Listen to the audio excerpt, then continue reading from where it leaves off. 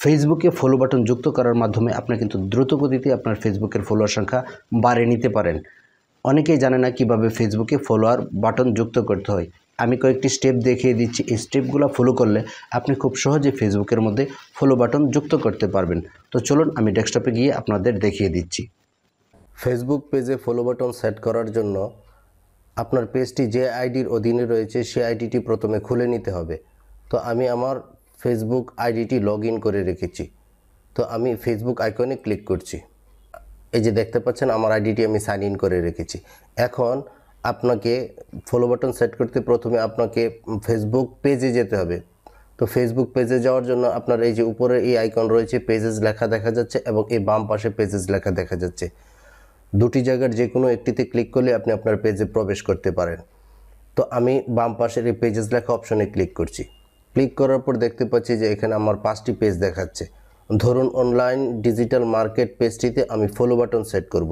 তো সেক্ষেত্রে আমাকে অনলাইন ডিজিটাল মার্কেট ফেসবুক পেজটিতে প্রবেশ করতে হবে। প্রবেশ করার জন্য আমি অনলাইন ডিজিটাল মার্কেটের উপরে ক্লিক করছি।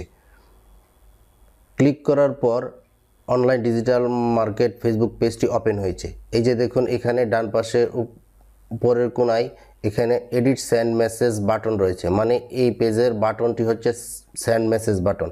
তো আপনি যদি এটিকে চেঞ্জ করে ফলো বাটনে পরিবর্তন করতে চান, এই এডিট সেন্ড মেসেজের বাম পাশে দেখুন একটি পেন আইকন রয়েছে, এই পেন আইকনে ক্লিক করবেন।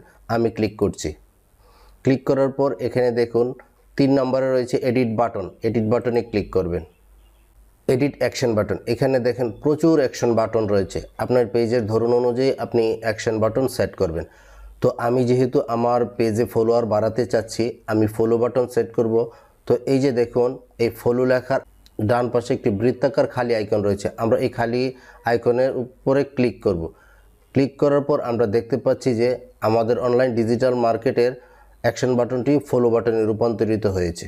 তো এভাবে আপনি যে কোনো বাটন আপনার পেজের ধরন অনুযায়ী পরিবর্তন করে নিতে পারবেন।